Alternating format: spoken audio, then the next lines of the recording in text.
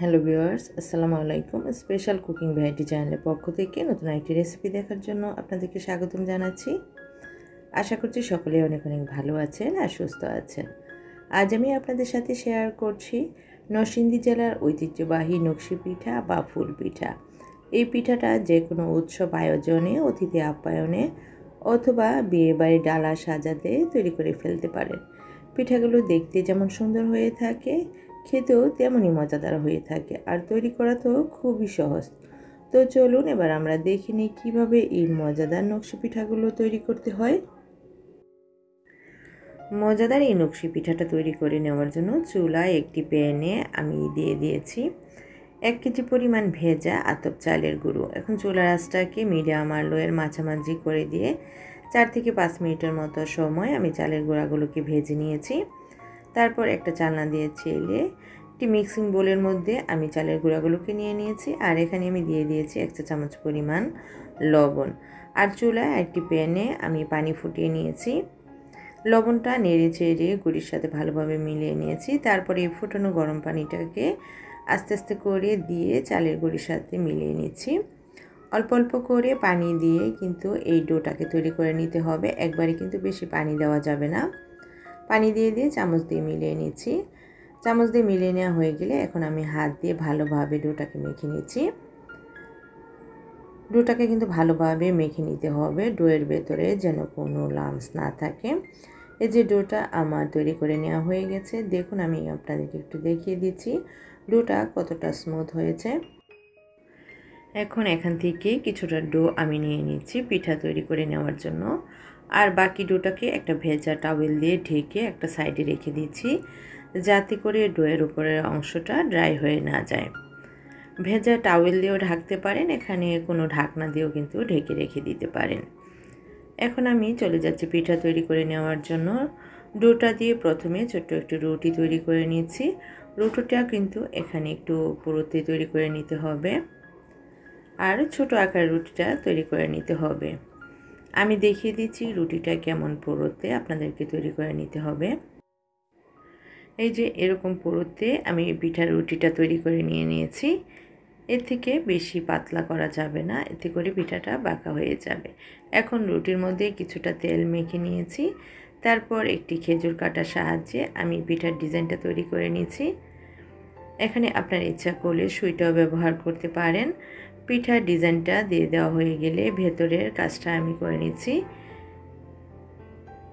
এখানে বিভিন্ন ধরনের ডিজাইনের কিন্তু ফুল পিঠা তৈরি করা যায়, তবে আপনারা আপনাদের ইচ্ছা মতো এখানে যে কোনো ডিজাইন দিয়েও পিঠাটা তৈরি করে নিতে পারেন।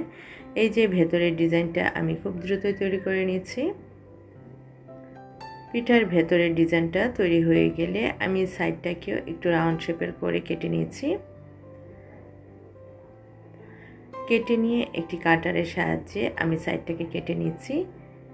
এই কাটাটা আপনারা কয়েল স্ট্যান্ড অথবা ব্যাটারির সাইডের যে টিনের অংশটা থাকে এই অংশটা দিয়ে এরকম একটা কাটার তৈরি করে নিতে পারেন। এই যে সাইডটা আমি কেটে নিচ্ছি, আর কাটার পর যে অংশটুকু অবশিষ্ট রয়ে যাবে সেগুলো আবার রুটির সাথে মিক্স করে নিয়ে আবার রুটি তৈরি করে নেবেন। এই যে একটি পিঠা আমার তৈরি করে নেওয়া হয়ে গেছে। এখন একটি ছড়ানো ট্রের মধ্যে রেখে দিচ্ছি। এরকম ছড়ানো ট্রের মধ্যে কিন্তু পিঠাগুলো রাখতে হবে। এখন আস্তে আস্তে করে বাকি পিঠাগুলো আমি তৈরি করে নিচ্ছি। আর প্রত্যেকটা পিঠা তৈরি করার আগে কিন্তু রুটির মধ্যে তেল মেখে নিতে হবে। আর পিঠাগুলো তৈরি করতে করতে আপনাদের কাছে আমার একটি রিকোয়েস্ট রইল, আমার আজকের এই রেসিপিটি যদি আপনাদের কাছে ভালো লেগে থাকে তাহলে প্লিজ আমার ভিডিওটিতে একটি লাইক দিয়ে দিবেন, আপনার ফ্রেন্ডস এবং ফ্যামিলির সাথে শেয়ার করবেন।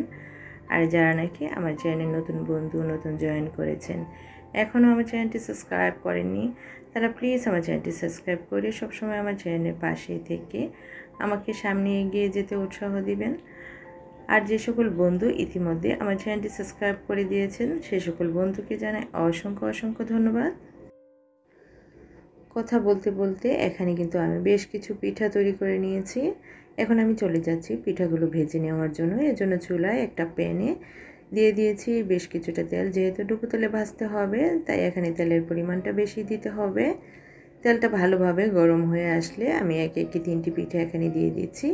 এখানে কিন্তু একবারে বেশি পিঠা দেওয়া যাবে না, অল্প অল্প পিঠা দিয়ে পিঠাগুলোকে ভেজে নিতে হবে।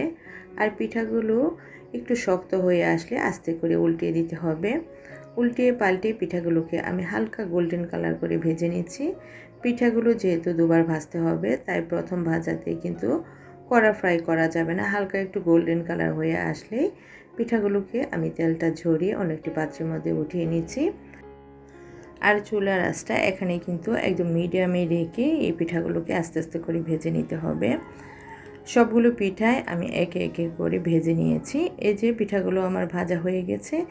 এখন একটি ছড়ানো ট্রের মধ্যে 1 সপ্তাহের জন্য রেখে দিচ্ছি। 1 সপ্তাহ পর আমি পিঠাগুলো ভেজে নেব। আবার সাথে সাথে একদিন পরেও আপনারা ভেজে নিতে পারেন, তবে একটু বেশি সময় রেখে এই পিঠাগুলোকে ভাজলে পিঠাগুলো নরম হয়। এখন প্রায় 1 সপ্তাহ পর আমি পিঠাগুলো ভেজে নিয়েছি। এজন্য চুলায় একটি প্যানে আমি দিয়ে দিয়েছি 1 কেজি পরিমাণে আখের গুড় বা পাটালি গুড়। তারপর এখানে আমি দিয়ে দিয়েছি 1/2 কাপ পরিমাণ পানি, একটা দারচিনির টুকরো, একটা তেজপাতা আর 3টা ছোট এলাচ। এই মশলাগুলো আমি ব্যবহার করেছি সুন্দর একটা ফ্লেভার আসার জন্য, তবে আপনারা যদি দিতে না চান না দিলেও কিন্তু হবে। এখন নেড়ে চেড়ে গুড়টাকে জাল করে নিচ্ছি। প্রায় 4 থেকে 5 মিনিটের মতো সময় আমি গুড়টা জাল করে নিচ্ছি। গুড়টা জাল করতে করতে যখন দেখবেন একটা আঠালো আঠালো ভাব চলে এসেছে, তখনই কিন্তু চুলাটা বন্ধ করে দিতে হবে। আবার খুব বেশি কিন্তু গুড়টাকে জাল করে ফেলা যাবে না। গুড়টা যখন দেখবেন একতারের মতো হয়ে এসেছে, এই যে এরকম আঠালো ভাবটা চলে এসেছে, তখন কিন্তু চুলাটা বন্ধ করে দিতে হবে। এখন আমি চুলাটা বন্ধ করে দিচ্ছি, তারপর প্যানটা উঠে অন্য একটা সাইডে রেখে দিচ্ছি। এখন চলে যাচ্ছি পিঠাগুলোকে দ্বিতীয়বার ভাজার জন্য।